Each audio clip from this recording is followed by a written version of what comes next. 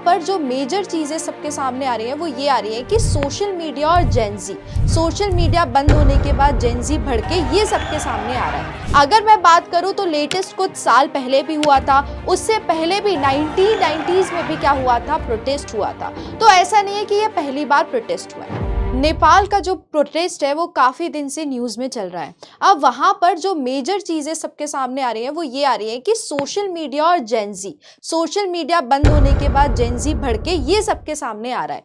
लेकिन क्या एक्चुअल में यही वजह है कि सिर्फ सोशल मीडिया के बैन होने पे जेनजी ने ये जो प्रोटेस्ट किया है, और या इतना जो प्रोटेस्ट हुआ है वो इसी वजह से हुआ है, और एक्चुअल में क्या क्रोनोलॉजी है वो समझना बहुत जरूरी है, और इस सेशन में हम वही कवर करने वाले हैं।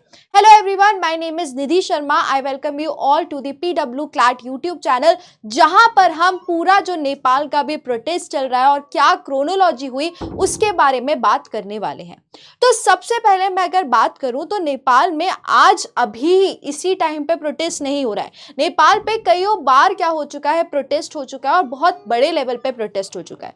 अगर मैं बात करूं तो लेटेस्ट कुछ साल पहले भी हुआ था, उससे पहले भी 1990s में भी क्या हुआ था, प्रोटेस्ट हुआ था। तो ऐसा नहीं है कि ये पहली बार प्रोटेस्ट हुआ है। तो सबसे पहली जो चीज है कि नेपाल में जो पहले था वो क्या था, आपका पहले मोनार्की थी, ठीक है, और डेमोक्रेसी की नेपाल में बहुत सालों से क्या थी, डिमांड थी।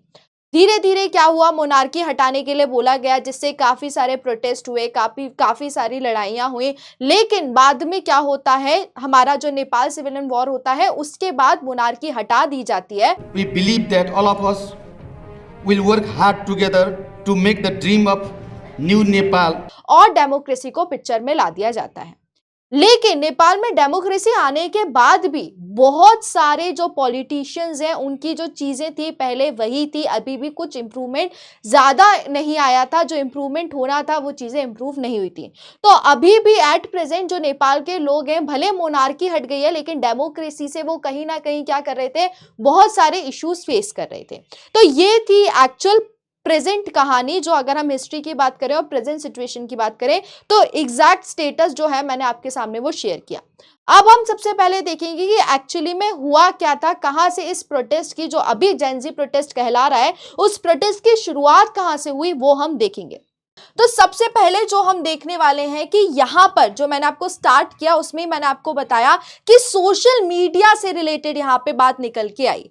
सो बेसिकली क्या हुआ, जैसे मैंने आपको बताया कि नेपाल में जो है, नेपाल में लोग अपनी बात रखने के लिए, बहुत सारे लोगों को इश्यूज अभी भी है, भले वहां डेमोक्रेसी आ गई बट अभी भी कहीं ना कहीं मोनार्की किसी ना किसी तरीके से अप्लाई हो रही है। तो लोगों के पास क्या है, लोगों के पास कहीं ना कहीं अपने ओपिनियंस रखना है, उनको अपने व्यूज रखना है। तो इसी तरीके से लोग क्या करते हैं, जैसे आजकल आपको सभी को पता है कि सोशल मीडिया जो है एक बहुत ही इंपॉर्टेंट पार्ट बन गया है सबकी लाइफ का। सब अपने जो छोटे से छोटा और बड़ा सा बड़ा इशू कहाँ व्यू करते हैं, एक्सप्रेस करते हैं, वो सोशल मीडिया पे करते हैं। जैसे हमें पता है कि जब हम बात करते हैं डेमोक्रेसी की तो मीडिया एक one of the important pillar होता है डेमोक्रेसी का। वैसे ही जो सोशल मीडिया है, क्योंकि ऑब्वियस सी बात है मीडिया कहीं ना कहीं लोगों को लगता है कि कभी ना कभी करप्ट हो जाती है, ठीक है, तो लोग क्या करते हैं, सोशल मीडिया पे जाके अपना खुद डायरेक्ट ओपिनियन, डायरेक्ट एक्सप्रेशन वहां पे एक्सप्रेस करते हैं। तो सेम चीज नेपाल में भी हो रही थी।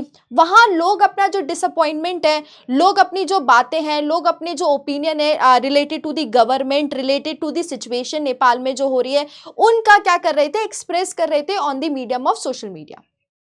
उसके बाद क्या होता है, कुछ दिन पहले जो नेपाल की गवर्नमेंट है वो क्या करती है, नेपाल की गवर्नमेंट 26 डिजिटल प्लेटफॉर्म को, 26 डिजिटल प्लेटफॉर्म को एक नोटिस इशू करती है। उस नोटिस में नेपाल की गवर्नमेंट ये बोलती है कि वो अपनी जितने भी ये डिजिटल प्लेटफॉर्म है वो नेपाल में अपने या तो कोई रिप्रेजेंटेटिव को बिठाएं, या तो कोई ऐसा पर्सन बिठाएं ग्रीवियंस जो देखेगा, पूरी तरीके से ग्रीवियंस को रिड्रेस करेगा, ठीक है। अब इसमें से एक आध जो कंपनी थी उनने मान लिया, जैसे टिकटॉक ने मान लिया था तो उनका हो गया था, बट जो बाकी जो अमेरिकन कंट्रीज थी उनने ये चीज नहीं मानी, ठीक है, उनने मना कर दिया और उनने ये चीज नहीं मानी। तो जैसे ही उनने नहीं मानी तो उनको 7 दिन की वार्निंग दी गई थी नेपाल गवर्नमेंट की तरफ से कि आपको ये सारी चीजें, आपको ये रूल मानने पड़ेंगे, बट डिजिटल प्लेटफॉर्म ने वो रूल नहीं माने। तो 7 दिन के बाद क्या किया, नेपाल गवर्नमेंट ने जो सोशल मीडिया था वो पूरी तरीके से बैन कर दिया। अब जैसे ही सोशल मीडिया प्लेटफॉर्म बैन हुआ तो अब ऑब्वियस सी बात है, लोग कहां पे एक्सप्रेस करेंगे अपने ओपिनियन। अब सोशल मीडिया ही नहीं चल रहा, सोशल मीडिया से पूरी दुनिया चल रही है, पूरी दुनिया अपने ओपिनियन रख रही है, बट नेपाल में सोशल मीडिया चल ही नहीं रहा, लोग अपनी बात रख ही नहीं पा रहे। तो उसी वजह से क्या, उसी वजह से आगे क्या हुआ, प्रोटेस्ट की शुरुआत हुई। ठीक है, तो सोशल मीडिया जो बैन हुआ था वो इसीलिए हुआ था क्योंकि डिजिटल प्लेटफॉर्म्स को बोला गया था गवर्नमेंट की तरफ से, बट गवर्नमेंट ने डिजिटल प्लेटफॉर्म ने वो चीज अप्लाई नहीं करी और इसी वजह से गवर्नमेंट ने क्या कर दिया, पूरी तरीके से सोशल मीडिया का बैन कर दिया। ठीक है, एट प्रेजेंट जब वो बैन होने के बाद जितने भी हमारा यूथ है, नेपाल का जो यूथ है, वो क्या हुआ, नेपाल का यूथ गया, प्रोटेस्ट करने लगा और उसी के वजह से ये प्रोटेस्ट जो जिसको हम जेनजी प्रोटेस्ट बोल रहे हैं, वो प्रोटेस्ट इतना बढ़ा कि सब लोग संसद के सामने जाकर प्रोटेस्ट करने लगे। उसके बाद काफी ज्यादा वायलेशन, मतलब आपस में लड़ाई झगड़े हुए और उन लोगों को प्रोटेस्ट रोकने के वजह से सारा चीज बहुत डिस्ट्रप्शन हुआ और उस वजह से टोटल 19 लोगों की डेथ हुई और कम से कम 200 से 300 लोग क्या हुए, इंजर्ड हुए। जैसे ये प्रोटेस्ट हुआ तो ऑब्वियस सी बात है पूरे वर्ल्ड में इस प्रोटेस्ट के बारे में बात होने लगा कि ये जो नेपाल में हो रहा है ये बहुत गलत हो रहा है, लोगों का right to freedom of speech and expression कहीं ना कहीं रोक लगाई जा रही है। तो उसी बेसिस पे क्या, ये प्रोटेस्ट बढ़ता गया और प्रोटेस्ट होते टाइम, बढ़ने के टाइम जो होम मिनिस्टर थे नेपाल के, उनने सबसे पहले रिजाइन करा। होम मिनिस्टर के बाद जब वो प्रोटेस्ट आगे बढ़ता गया तो बहुत ज्यादा हुआ कि जो प्राइम मिनिस्टर थे नेपाल के, ओली, उनको क्या करना पड़ा, उनको भी नेपाल की अपने पोजीशन, प्राइम मिनिस्टर की पोजीशन से रिजाइन करने पड़ा। ठीक है, तो एट प्रेजेंट मतलब उस टाइम पे क्या हो रहा था, वहां पे नेपाल में प्रोटेस्ट चल रहा था। अब ऑब्वियस सी बात है, प्रोटेस्ट की क्या डिमांड थी, बेसिकली जो प्रोटेस्ट कर रहे हैं प्रोटेस्टर्स की डिमांड क्या थी वो जानना जरूरी है। सिर्फ डिमांड ये नहीं थी कि सोशल मीडिया बैन को हटा दो, हाँ एक डिमांड ये थी कि सोशल मीडिया को बैन हटा दो, जो कि एट प्रेजेंट अब नेपाल में वो बैन रिमूव कर दिया गया, हटा दिया गया, अब किसी भी तरीके का बैन नहीं है।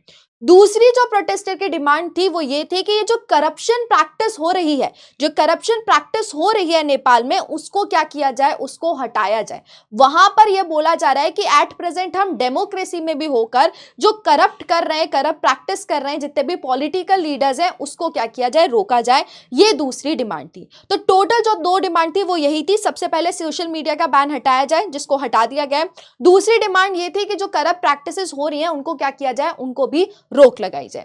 फिर उसी के साथ इसमें जो दूसरी इंपॉर्टेंट हो जाती है, एक वर्ड का बहुत चला था वहां पे, क्या, सोशल मीडिया पे कुछ दिन पहले से नेपाल में चल रहा था नैपो किड्स के बारे में। तो आपके लिए जानना बहुत जरूरी है कि क्यों नैपो किड्स का नेपाल में मेंशन किया गया और क्या बेसिकली ये ट्रेंड और किस तरीके से ये प्रोटेस्ट से रिलेटेड है।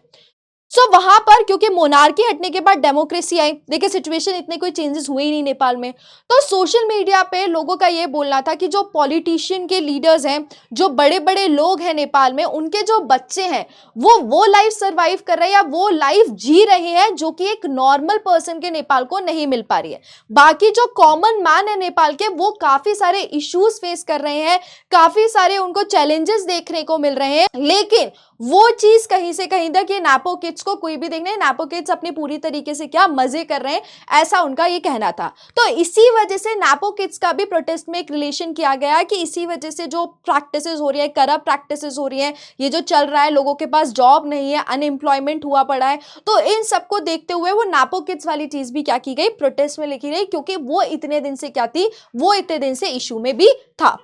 उसी के साथ साथ अब क्या होगा एट प्रेजेंट, तो जैसा कि मैंने आपको बताया कि जो प्राइम मिनिस्टर ओली थे उन्हें क्या कर दिया है, रिजाइन कर दिया है। तो नेक्स्ट पीएम जल्दी से क्या होने वाले हैं, आपके अपॉइंट होने वाले हैं।